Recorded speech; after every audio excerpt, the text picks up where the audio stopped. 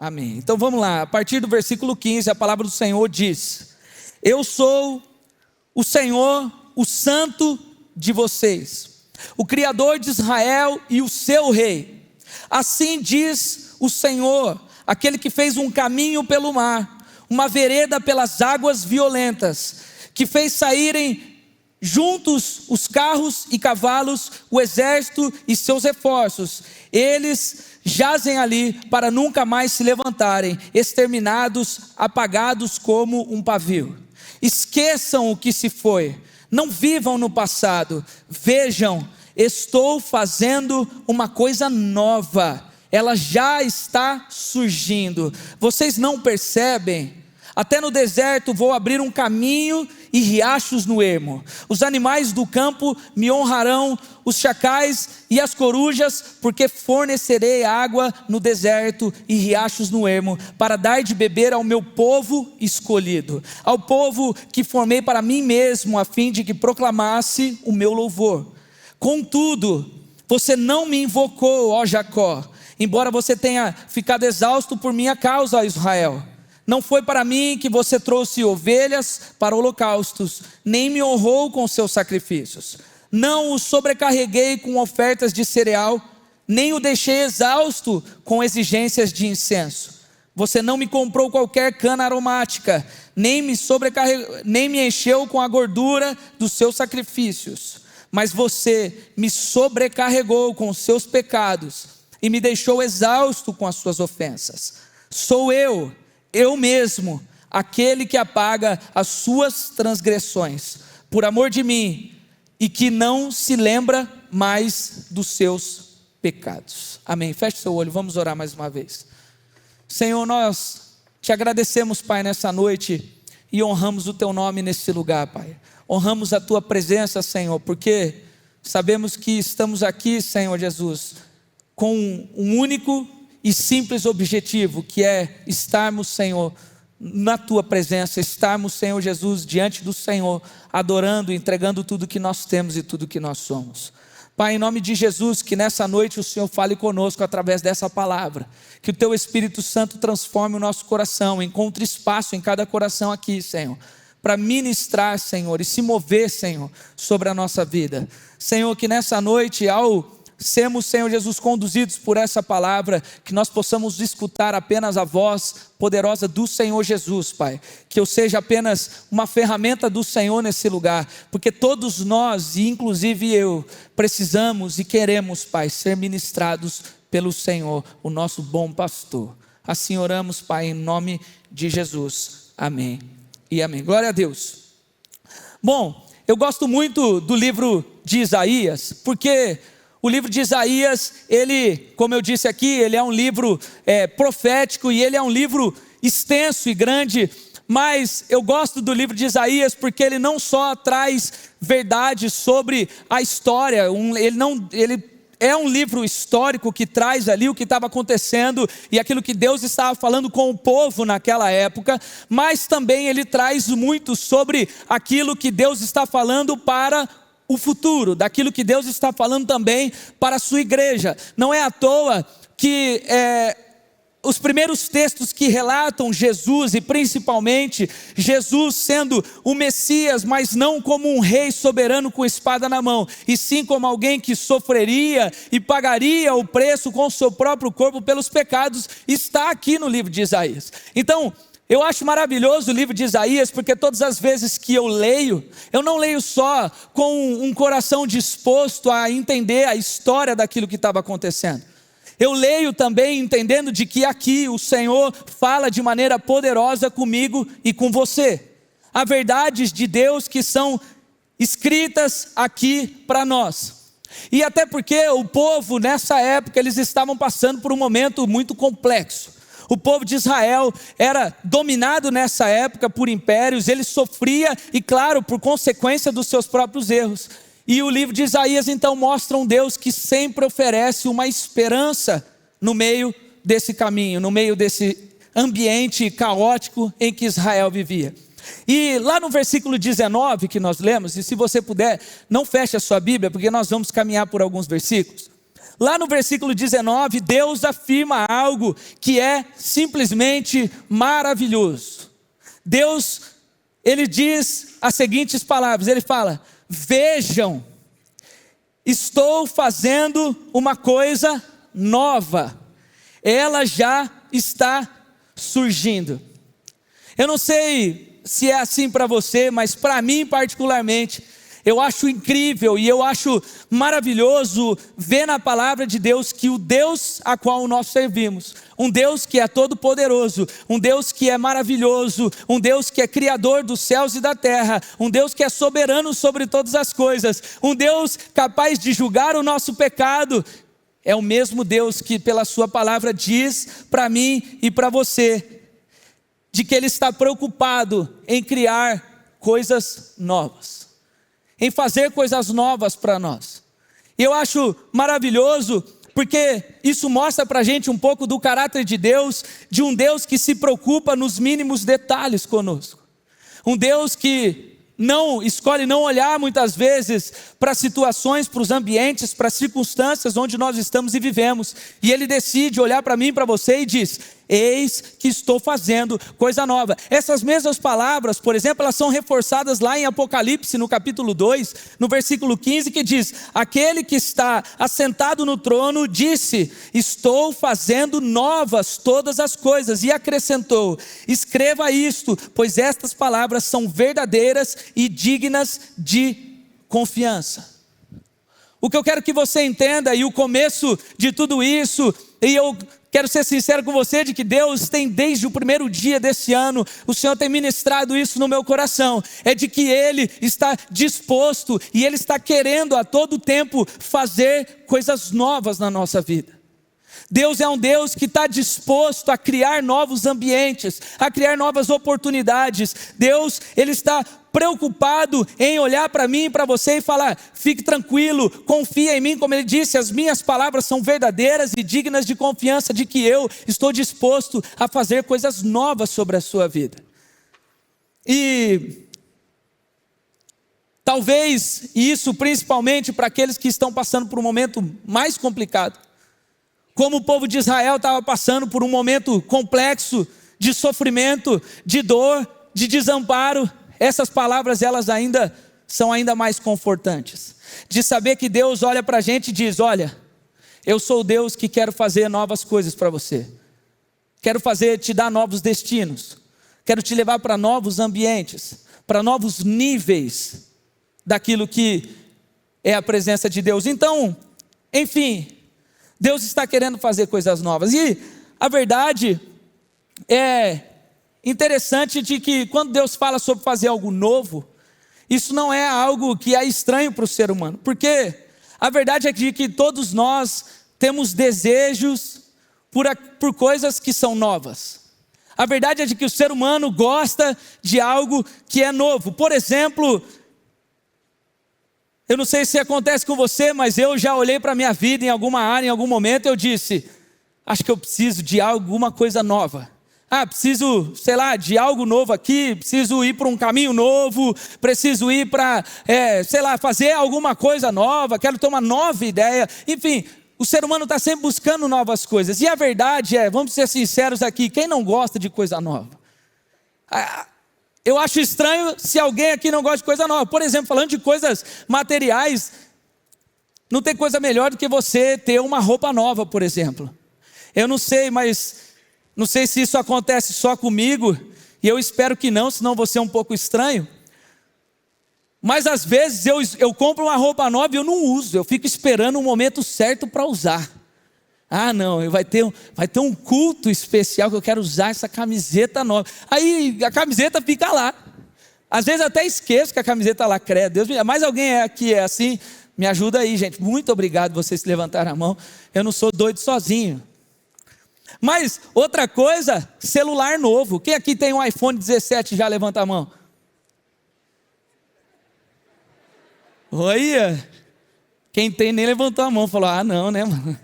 Vou falar não. Mas celular novo é uma coisa gostosa. Nossa, você tem um iPhone 17, uma câmera ultra poderosa e tudo mais. Para os homens, principalmente, eu sei que não é só para os homens, para as mulheres também, mas principalmente para os homens, se tem um negócio que homem ama, além do perfume da namorada ou da esposa, é o perfume de um carro novo. Mano, o cheirinho de carro novo, quando ele dura, então você fala, meu Deus, faz 2 anos que eu tenho o carro e ele está cheirando novo ainda. Coisa deliciosa. Mas, casa nova, coisa boa você chegar num lugar novo, uma casa nova. Se for melhor, então, melhor ainda. Mas a verdade é que o ser humano gosta de coisas novas. E coisas novas não só no sentido material. Há outras coisas também, como fases da vida. Por exemplo, entrar numa faculdade. Para alguns que lutaram muito ainda, fica ainda mais maravilhoso você começar um período onde você está estudando algo que você desejou, algo que você quis. Ou quando começa um relacionamento. Oh, meu Deus. Não tem, aleluia mesmo. Não tem coisa melhor do que, pode ter tempo, a pessoa está com bafo, não tem problema. Não tem problema, coisa nova, namoro novo, coisa gostosa, trabalho novo, principalmente quando o salário aumenta. Aleluia, quem recebe essa bênção aqui, amém, amém, Jesus, pastor Flávio, estou brincando. É maravilhoso, trabalho novo, ciclos novos, jornadas novas, enfim. E por que o ser humano ele é assim? E presta atenção nisso, talvez você seja igual a eu, alguém que é apegado em algumas coisas. Eu sou apegado, eu tenho dificuldade com mudança, mas isso não anula o fato de que quando experimentamos algo novo, isso é maravilhoso, isso é incrível. E eu fui entender porque a verdade é que ganhar coisa nova, ou experimentar coisa nova, ou experimentar ciclos novos, isso ativa em nós um sistema de recompensa no nosso cérebro. Ativa coisas que são, como por exemplo, a dopamina, gera motivação, gera vontade de aprender. O que eu quero que você entenda é que ganhar, ou viver, ou experimentar coisas novas é algo que mexe com o ser humano. É algo que é gostoso, é bom. E aí agora trazendo e juntando as duas coisas, a verdade é que nós, quando nós estamos diante de Deus, normalmente, ainda que a gente não perceba, a gente muitas vezes está pedindo coisas novas para Deus. Deus, eu quero experimentar algo novo. Deus, eu quero ter novas ideias, como eu disse aqui. Eu quero tomar decisões novas, decisões assertivas. Deus, me dá ministérios novos, me dá oportunidades novas, me dá uma família nova, ou enfim. O que eu quero que você entenda é que essa novidade, esse viver o novo é algo presente na nossa vida. É algo que faz parte de nós. E aí agora você então juntando as duas informações, saber de que Deus está disposto, e não só disposto, Ele está a fim de proporcionar para nós coisas novas, independente do cenário, independente de como nós estamos, independente de onde nós viemos, sinceramente é algo que é bom. É maravilhoso, mas melhor do que isso é saber de que se Ele propõe algo novo para nós, não é algo novo qualquer, é um novo seguro, é um novo confiável, é um novo certo para nós. Entenda de que eu não estou dizendo que Deus vai se comprometer com tudo aquilo que a gente quer, não é que Deus vai fazer aquilo que a gente quer, aquilo que a gente planejou, mas o que eu estou querendo dizer é que quando Ele diz, eu estou fazendo coisa nova, nós temos a segurança de que Deus está planejando e projetando algo perfeito para nós. Deus está projetando um futuro para nós. E é maravilhoso a gente ver isso. Como eu disse aqui, e antes de nós continuarmos aonde eu quero chegar, talvez se você está passando por um cenário complicado na sua vida, eu quero que em nome de Jesus você abra o seu coração, porque essa é uma verdade do Senhor para você. Entenda de que essa verdade da palavra é o Senhor dizendo para você nessa noite, eis que eu faço coisa nova na sua vida. Para aqueles que talvez não estejam passando por um momento difícil, um momento complexo, Deus também diz, eu faço coisa nova, aquilo que está bom eu posso melhorar. Então, o fato é de que Deus está preocupado em gerar coisas novas para nós. Mas, quando o pastor fala mais, é aí que dói o coração. Porque se parasse a mensagem aqui, tá bom. Quem quer viver coisa nova? Eu quero viver. Quem estava aqui na época da pandemia ouviu bastante essa música, hein? O duro é ouvir eu cantando, né? Tudo bem, passou. Mas tem um problema. Tem um problema. Oh, coisa dura.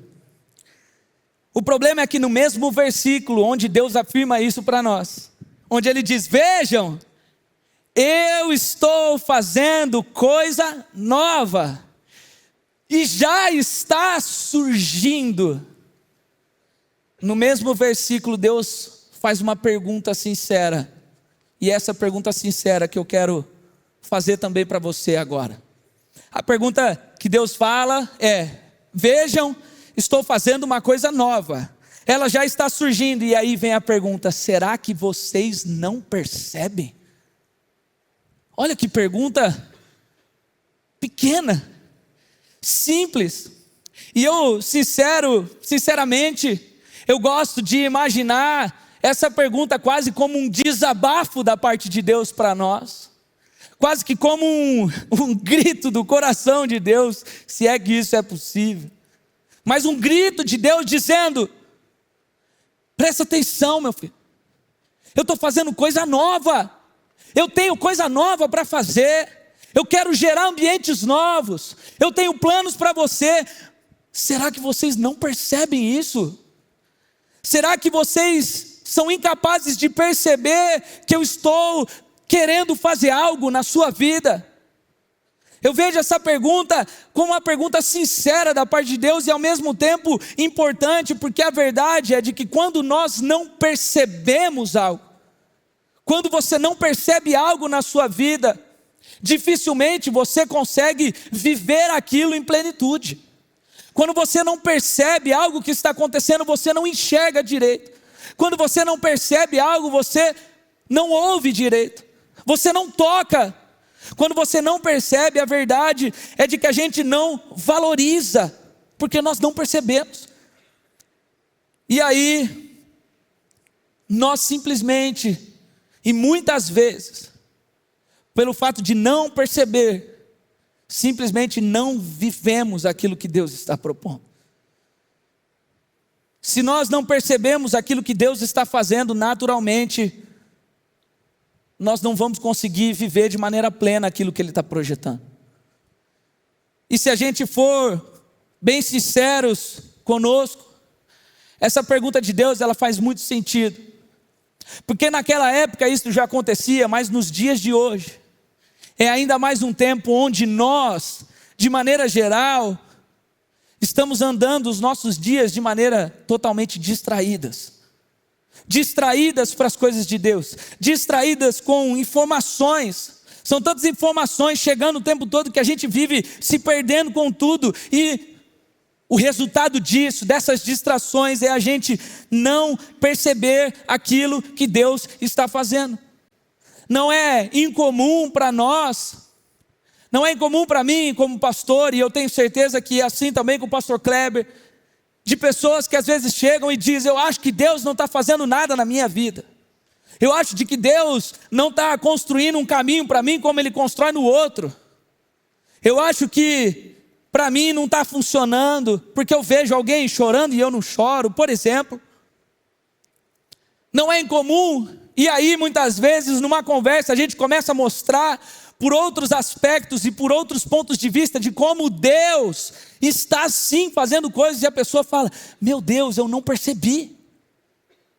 Eu não percebi de que Deus estava se movendo na minha vida nessa área. Eu não percebi de que talvez eu não estava vivendo essa experiência desse jeito, mas Deus estava me lapidando e me fortalecendo nessa área, em outro aspecto.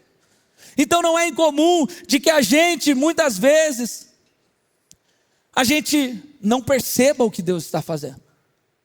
Principalmente para pessoas que passam por situações complicadas, por crises na vida, e entenda que nós vamos passar.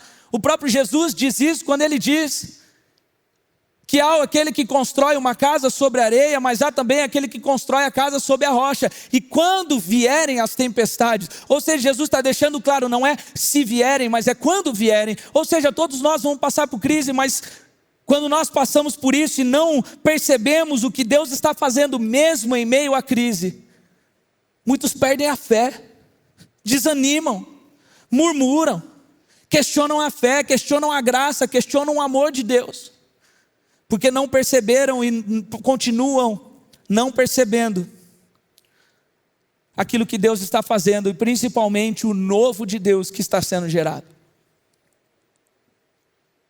Então, eu vejo Deus como que chamando a nossa atenção, desde aquela época, mas nessa noite, a minha atenção e a sua atenção, dizendo: ei, eis que faço coisa nova na sua vida. Mas será que você não percebe? Ei, acorda para a vida, cara. Onde é que estão os teus olhos? Onde é que está a tua atenção? Que você não consegue perceber aquilo que eu tenho feito, que você não consegue perceber de que eu estou agindo. Será que nós estamos distraídos demais para notar aquilo que Deus está fazendo e principalmente crer no novo de Deus? Então, esse é um perigo que nós corremos na nossa vida. E então, nessa noite, entendendo isso que eu falei, entendendo de que há uma promessa maravilhosa de Deus, dizendo: essas são as minhas palavras, elas são verdadeiras e dignas de confiança, de que eu quero fazer coisa nova na sua vida. Mas se há também um perigo de nós não percebermos isso e perdermos essa oportunidade, eu quero nessa noite destacar aqui, em cima desse próprio texto, algumas coisas que o próprio Deus nos mostra pela sua fala, de que roubam a nossa atenção, de que fazem com que a gente não perceba aquilo que Deus está fazendo. Porque eu poderia simplesmente ficar dizendo aqui de que Deus tem o desejo de fazer, mas isso você já entendeu. Eu poderia dizer aqui que nós temos que andar mais atentos para as coisas de Deus, mas isso você já entendeu. Mas eu quero que a gente vá um pouco mais fundo e entenda o que está roubando de nós essa percepção, o que pode atrapalhar a tua caminhada, a tua visão, para que você não viva o novo de Deus. E a primeira coisa, se você puder, leia comigo no versículo 18. Um versículo antes daquilo que nós falamos aqui. A Bíblia diz: esqueçam o que se foi, não vivam no passado. Repita comigo, a primeira coisa. Obrigado, gente. Vocês estão me ouvindo? Amém? Vou tentar de novo. E nem adianta falar que isso é coisa de adolescente, tá? Porque o Douglas Gonçalves faz isso e todo mundo repete. Nossa, que aí a irmã soltou ali. Ó, repita comigo, fala: a primeira coisa que rouba a minha percepção. Agora você fala para você mesmo, fala: excesso de passado. Ah, como assim excesso de passado? Não, acabou já. Pensou repetir até o final, ia ser legal. Mas ficar vivendo no passado é a mesma coisa de que ficar numa viagem olhando para trás, onde você ou vê tudo que está acontecendo atrasado, ou você sequer vê aquilo que está sendo proposto para você. O excesso de passado, ele é algo muito real na nossa vida. Por incrível que pareça, é uma das coisas que nós mais vemos hoje, são pessoas que vivem presas no passado. E aqui, quando eu falo de passado, o passado ele pode nos prender de duas maneiras, simples assim. A primeira maneira é com coisas ruins que já aconteceram. Mas a segunda maneira é por coisas boas talvez que nós tenhamos passado. Por coisas boas que a gente tem experimentado. No primeiro caso, a gente vê pessoas que não percebem o novo de Deus, porque ainda está agarrado em coisas que Jesus já nos libertou. Porque está agarrado a conceitos de erros, de traumas, de culpas, de decepções, de coisas quebradas que ficaram no passado, mas de que Jesus já reconstruiu, ou que talvez Ele esteja querendo reconstruir e você ainda não percebeu. Tem muita gente, muito adolescente, muito jovem, que vive preso num passado ruim que viveu, que vive sendo consumido pela culpa, por uma condenação, e que vive pensando: ai, Deus nunca vai me usar porque eu errei demais no meu passado. Deus não vai querer construir algo na minha vida, porque eu nunca serei diferente de alguém que eu sempre fui. Se eu era ruim no meu passado, é impossível que eu mude tanto assim a ponto de Deus construir alguém totalmente novo. Nós vemos muitas pessoas que vivem, infelizmente, presas a traumas que viveu. Ou pior, muitas pessoas presas a rejeições que sofreu. Há muitas pessoas que estão presas nesse passado por conta de palavras que foram ditas, palavras que foram lançadas sobre nós. Eu mesmo... Pausa dramática para a água. Eu mesmo, na minha adolescência, sofri com palavras que foram ditas sobre mim, que me fizeram por muito tempo acreditar de que eu era aquilo que estava sendo dito, e que influenciaram as minhas escolhas, a minha vida, e me impediram de por um tempo perceber aquilo que Deus estava fazendo. Vou fazer uma propaganda aqui agora. É por isso que eu estou escrevendo um livro sobre isso. Quando eu falo isso, vocês falam uau, tá bom? É por isso que eu estou escrevendo um livro sobre isso. Oh, o cara é chique demais, né? Aí, gente, quando eu lançar o livro se chama Identidade Hackeada. Porque é exatamente sobre isso. Satanás hackeando uma identidade que é formada por Deus através de coisas que foram ditas. Não é um livro do meu testemunho, não é um livro sobre quem está em crise, é um livro de formação. E aí quando eu lançar esse livro, meu irmão, você me ajuda, você compra. Não é porque eu quero só ganhar dinheiro não, porque eu preciso pagar o livro mesmo, é só isso. Mas a verdade é que tem pessoas que estão vivendo presas nesse passado por conta de coisas que viveu lá atrás. Por conta de erros que foram cometidos, por conta de palavras que foram lançadas, e com isso sofrem e não percebem de que Jesus, Ele pode ressignificar e transformar todas as coisas. Eu vou dar um outro exemplo de que eu vivi na minha vida. Eu tive alguns relacionamentos, e a maioria deles não foram relacionamentos que me trouxeram boas lembranças, ou que deixaram marcas positivas, e até por isso que às vezes a gente se preocupa com quem você se relaciona, não só no sentido de se relacionar em namorar com alguém ou casar com alguém, mas se relacionar com qualquer pessoa, seja amizade ou seja o que for. E por muito tempo eu fiquei tão marcado com essas coisas que eu não percebi de que Deus estava usando essas próprias marcas para gerar em mim alguém muito mais forte. Eu lembro que quando eu conheci a minha esposa, rapidamente ela ficou muito apaixonada. Eu não. O meu foi no processo. Eu sou difícil.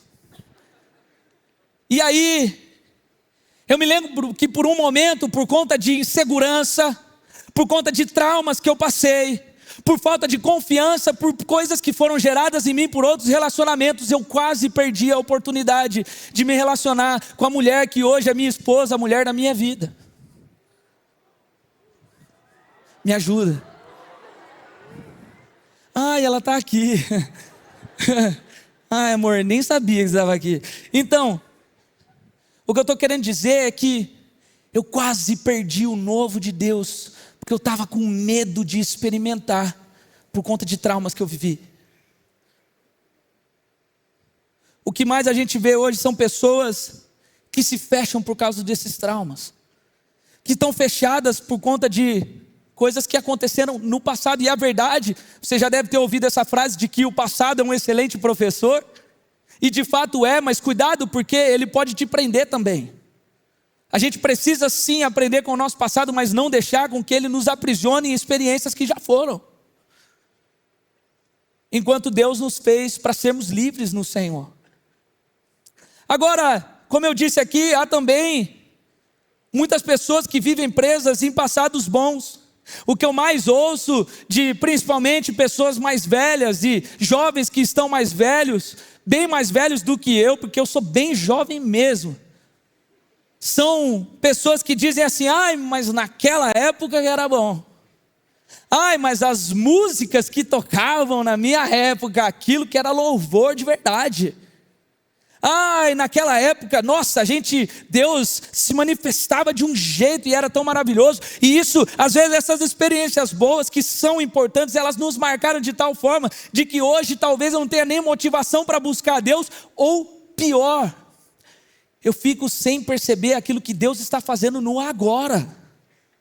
Eu confesso que eu passei muito tempo da minha vida querendo viver experiências que Deus me deu lá atrás. Por quê? Porque eu era novo convertido. Deus precisava fortalecer, Deus precisava me conquistar, entre aspas. Deus precisava mostrar para mim o quão bom era estar com Ele. Mas depois, na minha caminhada de fé, eu precisava amadurecer, eu precisava ser testado, eu precisava passar pelo processo. Mas eu estava tão preso em querer viver aquilo que aconteceu de bom lá atrás, que eu deixei de perceber aquilo que Deus estava fazendo novo na minha vida. Então, o que eu quero que você entenda é que enquanto nós vivemos presos no nosso passado, e é isso que o texto está nos dizendo, dificilmente nós perceberemos o que Deus está fazendo no hoje. Dificilmente nós vamos perceber aquilo que Deus está projetando do hoje para frente. É por isso que Paulo também diz exatamente isso: esquecendo-me das coisas que ficaram para trás, prossigo em direção ao alvo que está à minha frente. Ou seja, Paulo tinha muitas experiências no seu passado, tanto ruins quanto boas. Mas ele entendeu de que se ele ficasse olhando para trás, ele ia deixar de experimentar aquilo que Deus estava querendo fazer agora e para frente. Então, em nome de Jesus, Deus não está querendo apagar a nossa memória, mas Deus não quer que você viva preso no seu passado, sem perceber aquilo que Deus está querendo fazer agora. Uma segunda coisa que nos impede de perceber o novo de Deus. E agora você repete comigo, hein? Diz assim: uma mente cauterizada pelo pecado. O que eu quero dizer com isso? Uma mente cauterizada pelo pecado é quando a pessoa ela perde totalmente a sua sensibilidade para com Deus. É quando a pessoa ela está num estado espiritual de insensibilidade, não só para Deus, mas para as coisas de Deus. E eu vou explicar, e até Paulo diz isso em 1 Timóteo no capítulo 4. Se você quiser, você lê lá depois. Ele fala sobre pessoas com a mente cauterizada. E a verdade é que cauterizar algo é quando você queima, por exemplo, cauterizar uma ferida é quando você queima aquilo de forma que aquilo fica insensível agora para novas dores ou qualquer outra coisa. Aquele pedaço que é cauterizado, ele perde a sua sensibilidade. E assim também será com a nossa vida quando o assunto é pecado. Porque a verdade é que o pecado, ele entra na nossa vida, mas quanto mais nós nos acostumamos com esse pecado, quanto mais a gente aceita viver no pecado, quanto mais eu deixo que o pecado conviva junto comigo, menos eu percebo a ação de Deus. E não só, mais eu fico cauterizado com a minha mente do pecado, de forma que eu fico tão insensível para Deus, que eu já não consigo mais discernir o que é certo e o que é errado. Eu não consigo discernir se aquilo que eu estou vivendo de fato é um pecado ou não. Por exemplo, Deus fala isso no versículo 24 do texto que nós lemos. Leia lá comigo, ele diz assim: mas você me sobrecarregou com os seus pecados e me deixou exausto com as suas ofensas. O problema aqui não era só o pecado, não era o pecado em si. O problema era que o povo não só estava vivendo em pecado, mas como ele já tinha acostumado em viver no pecado. O povo aqui já viviam como se aquilo fosse normal e até mesmo ok, aceitável diante de Deus. O maior problema do povo é que eles já estavam tão acostumados a andar em pecado, de que eles já não conseguiam mais discernir, eles já não tinham mais sensibilidade de entender que aquilo que eles estavam fazendo desagradava a Deus. E isso é uma mente cauterizada. Outro exemplo que eu dou sobre isso, e eu preguei sobre isso na semana passada no Nazati, é Sansão. Muitos acham que o erro de Sansão foi lá na frente, quando ele permitiu que Dalila cortasse o seu cabelo. Mas o problema de Sansão começa muito lá atrás, quando ele vai abrindo concessões para o pecado na vida dele, e por uma aparente falta de consequência, ele acostuma a viver errado. Ele acostuma a viver de maneira que desagrada a Deus, ele vai quebrando a sua aliança com Deus, e quando chega lá na frente, a queda é muito grande. Mas isso é porque ele estava com uma mente cauterizada por esse pecado. E a verdade é que muitos de nós, infelizmente, vivemos hoje com a nossa mente cauterizada. Muitos de nós, lá atrás, caíamos só no pecado, mas hoje estamos acostumados com ele, convivemos com o pecado, de forma que eu começo a perceber hoje, jovens e adolescentes que até vêm dispostos a discutir se aquilo é pecado ou não. Ah, mas a Bíblia não fala claramente sobre isso. Ah, mas eu não acho que o pecado, não acho que tal coisa seja pecado. Coisas que a palavra de Deus muitas vezes é clara para nós. Mas por estarmos com uma mente cauterizada, por estarmos aceitando essa condição sobre nós, a gente vai permitindo que isso comece a fazer parte de quem nós somos. E a consequência disso é vivermos sem sensibilidade para Deus. Sem sensibilidade para Deus, nós jamais veremos aquilo que Deus está fazendo na nossa vida. Eu vejo muita gente com a mente cauterizada pelo pecado, na pornografia, por exemplo. Ah, mas a Bíblia não é clara sobre isso. Eu tenho dúvidas sobre isso. O maior erro, por exemplo, e você começa a perceber quando a sua mente está cauterizando, é quando você começa a pesquisar se aquilo que você sabe que é pecado mesmo. Outro exemplo que nós poderíamos dar é da própria bebida. Ah, mas a Bíblia diz que o problema é se embriagar, o problema não é beber. Cuidado, você vai abrindo concessões na sua vida. Cuidado com as concessões que você vai abrindo. Há um filme novo que saiu, e eu confesso que eu não assisti, mas eu vi o trailer de um filme chamado Pecadores. Quem aqui assistiu esse filme? Alguns assistiram, é um filme de terror. E no trailer havia uma frase de que aquela frase só foi o suficiente para mim, eu não precisei assistir o filme não. Até porque eu não gosto de assistir filme de terror. Eu não acho que alimenta a minha alma e o meu espírito com algo que é bom. Mas no trailer do filme havia uma frase que dizia: cuidado, hein? Porque às vezes você está dançando com o diabo, uma hora ele te leva para casa.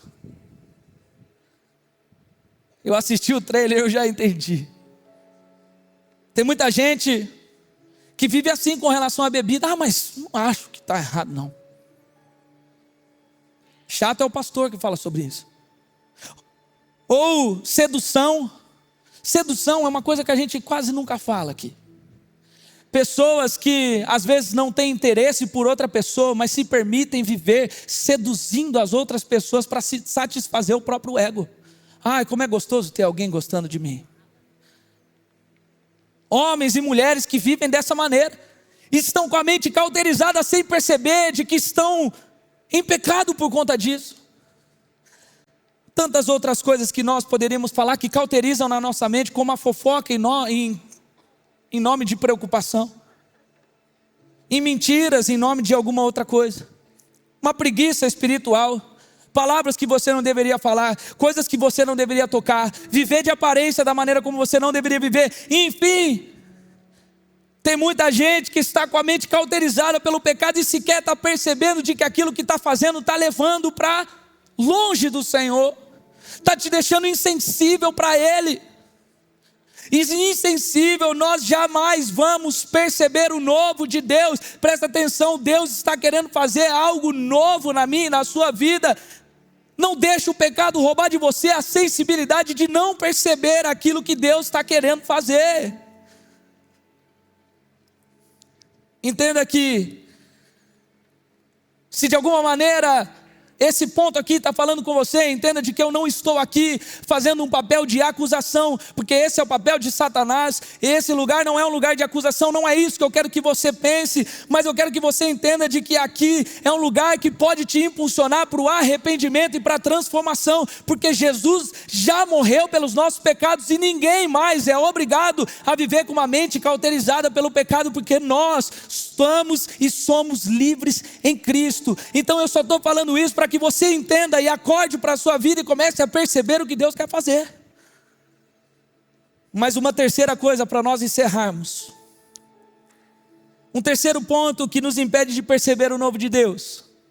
Repita comigo, diga: ídolos que nós criamos.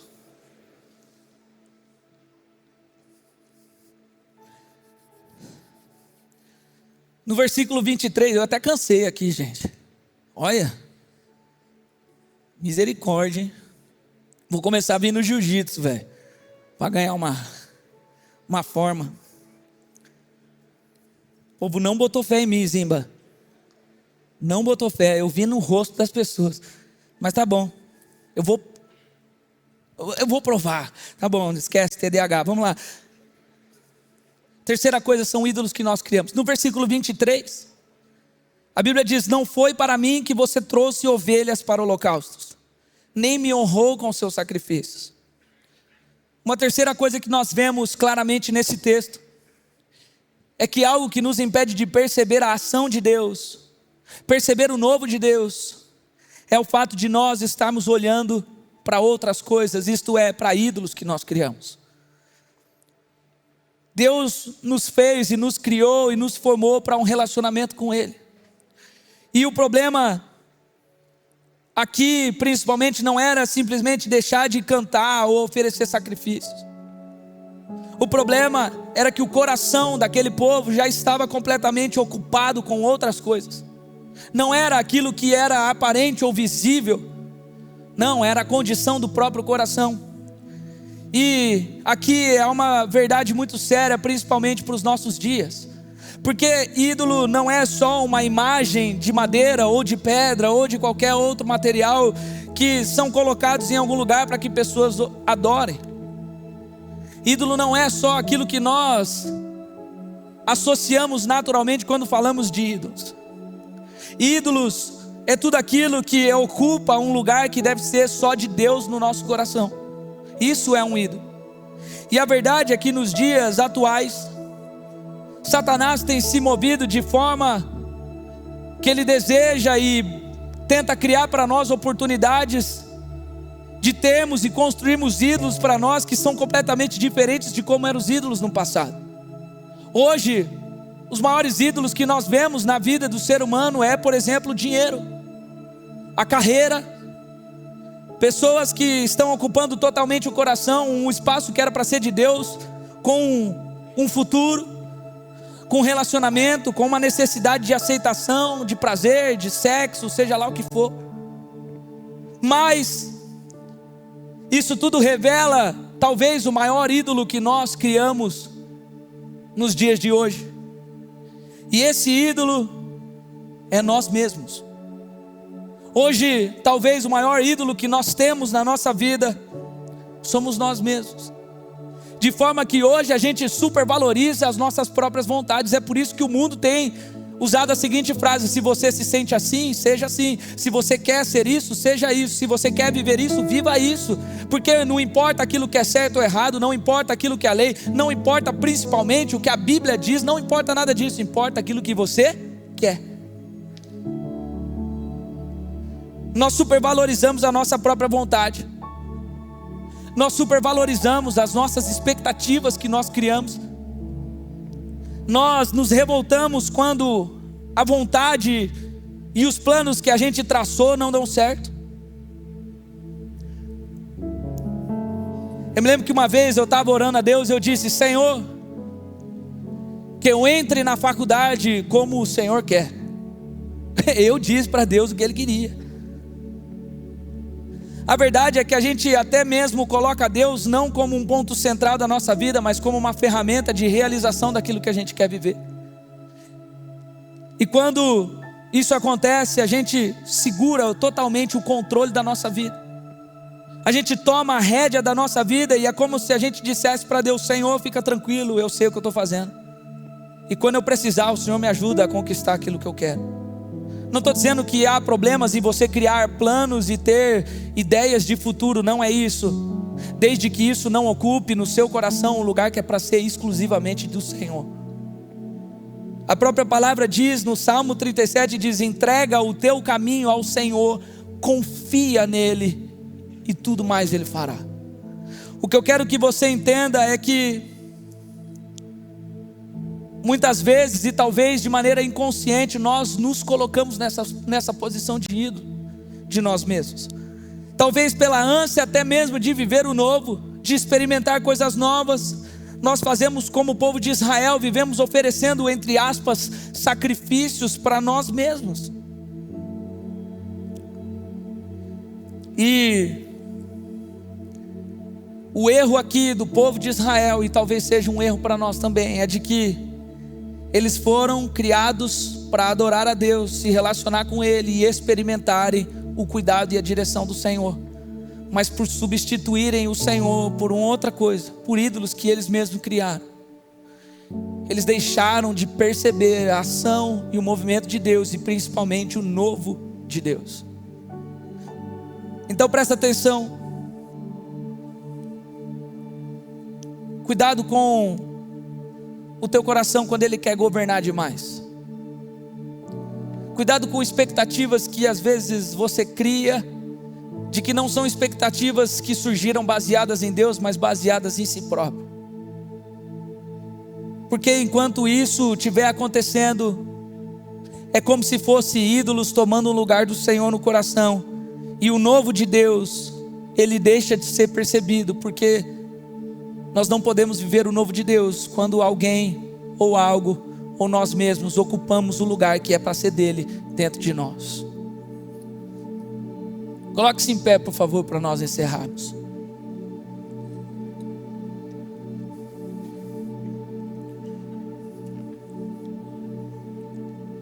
Eu diria que essa mensagem é uma mensagem daquele tipo, mensagem pegadinha, que começa trazendo uma super boa notícia, mas depois parece que escancara para nós o porquê nós não estamos vivendo aquilo que Deus tem para nós. Mas a boa notícia é de que o texto que nós lemos, ele termina de uma maneira incrível. Ele termina de uma maneira maravilhosa, que é o próprio Deus que disse tudo isso, dizendo: sou eu mesmo. Parece que Deus de novo faz questão de enfatizar: sou eu quem estou falando, aquele que apaga as tuas transgressões. Sou eu aquele que pelo meu amor apaga os teus erros. Sou eu que pelo meu amor simplesmente não se lembra mais dos teus pecados. Olha como Deus, ele faz questão de dizer isso para nós no final do texto, para reforçar uma ideia de que nada disso que nós falamos, de que nenhum destes pontos que podem nos impedir de perceber o novo de Deus, Deus faz questão de dizer isso para dizer que uma mente cauterizada pelo pecado, o excesso de passado, ou ídolos que nós criamos, nada disso pode nos impedir de não vivermos o novo de Deus. Talvez por conta dessas coisas nós temporariamente, e eu creio nisso, podemos até deixar de perceber, mas nós não precisamos viver isso para sempre. De forma que a pergunta de Deus direta para nós então é: eis que estou fazendo coisa nova na sua vida. Eu quero fazer coisa nova na sua vida. Será que você não percebe? E a resposta nossa para Deus nessa noite não precisa ser: ai, que triste o meu fim. Mas sim, uma resposta de sim. Eu entendi que o Senhor quer fazer coisa nova, E talvez eu não estivesse percebendo, mas hoje eu começo a perceber. Porque o Senhor é aquele que me perdoa, o Senhor é aquele que apaga as minhas transgressões, o Senhor é aquele que estende o seu amor por mim, o Senhor é aquele que decide esquecer dos meus pecados, o Senhor é aquele que muda todas as coisas para que eu possa perceber, e não só perceber, viver o novo de Deus. Então, meu irmão, a coisa é muito sincera e muito clara aqui. No final das contas, a oportunidade de viver o novo de Deus está aqui. Ela está disposta para mim e para você. A pergunta é: você vai começar a perceber? Ou vai continuar sem perceber? Porque se você não está percebendo, talvez hoje o que você precisa fazer é simples. Pegar essas 3 coisas que nós falamos. E talvez você precise nessa noite deixar o teu passado para trás de vez. Talvez nessa noite você precise virar uma chave e de não aceitar mais uma condenação de um passado ruim, um passado triste que você viveu, crendo naquela palavra de Romanos 8:1 que diz que agora já não há mais condenação para aqueles que estão em Cristo Jesus. Não importa quem você foi, não importa o tamanho dos teus traumas, não importa o tamanho da tua culpa, Jesus já levou tudo isso na cruz. Ou talvez você precisa virar uma chave de falar: eu não quero mais ficar preso num passado bom que eu vivi, eu quero começar a experimentar o que Deus tem para mim agora. Talvez nessa noite você precisa descauterizar a mente, voltar a ser sensível a Deus. A Bíblia deixa claro para nós de que confessar os nossos pecados nos torna livres. De que mais do que isso, não só confessar os nossos pecados a Deus, mas confessar uns aos outros também nos traz cura. Talvez nessa noite você precise confessar os seus pecados para voltar a ter a sensibilidade ao Senhor. Talvez você olhe para si próprio hoje e fale: meu Deus, eu tenho vivido com a minha mente cauterizada, eu estou tão acostumado com o pecado que eu já não consigo perceber mais aquilo que eu faço. Parece que o pecado ele é muito mais forte do que eu, mas entenda de que Jesus ele é muito mais forte do que o seu pecado, de forma que se você confessa, se você traz Jesus para dentro da sua vida, se você vira sensível a Ele novamente, a tua luta agora começa a ser diferente, porque Jesus, que é muito mais forte que o pecado, começa a te livrar desse pecado. E por fim, talvez nessa noite você precise quebrar os ídolos. Quebrar aquilo que tem ocupado o teu coração no lugar do Senhor. Eu não sei o que você precisa fazer, mas uma verdade eu sei. E sinceramente isso é maravilhoso. A palavra de Deus para mim e para você hoje é essa: o novo está surgindo. O novo de Deus já está acontecendo. Talvez você não tenha percebido ele, mas ele está acontecendo. E você pode experimentar esse novo, se você simplesmente abrir os seus olhos para o Senhor e olhar para Ele e fazer o que você precisa fazer. Se você puder, feche o seu olho nesse momento. E sendo muito sincero, de olhos fechados agora, por gentileza. Sendo muito sincero, é difícil às vezes para nós, para mim como pastor, às vezes é difícil chegar até aqui e falar para pessoas que nem sempre é o caminho tão próximo. E principalmente trazer uma mensagem que às vezes gera um confronto, não é confortável, é difícil. Mas de alguma maneira Deus essa semana me incomodou dizendo: tem gente que não percebe o novo, mas eu quero que perceba. Por isso, de uma maneira muito clara, eu não preciso ficar aqui tentando te convencer ou falando muito sobre isso. Eu já falei aqui por muito tempo. Mas nessa noite, se há algo que você precisa, e mais do que precisa, se há algo que você pode fazer para começar a perceber o novo de Deus, e mais do que perceber, começar a experimentar o novo de Deus, eu quero desafiar você a tomar uma atitude diante disso, a responder diante desse desafio, desse confronto do Senhor sobre o nosso coração. Então, enquanto nós cantamos uma canção aqui, Se o Senhor está falando com você, se o Espírito Santo está incomodando você aí dentro do teu coração, dizendo: ei, é com você que eu estou falando, eis que faço coisa nova na sua vida, mas você não está percebendo, vamos corrigir isso hoje. Enquanto nós cantamos, se Deus estiver falando com você, num ato de coragem, sem se preocupar com absolutamente nada ou com ninguém, eu quero que você saia do seu lugar e você se coloque diante desse altar, dizendo: Senhor, hoje eu transformo a minha realidade, eu transformo o meu coração, transformo a minha vida, e eu começo a perceber aquilo que o Senhor está fazendo. Enquanto nós cantamos, se o Senhor estiver falando com você, sai do seu lugar, e Deus vai começar hoje a fazer coisa nova na sua vida, em nome de Jesus.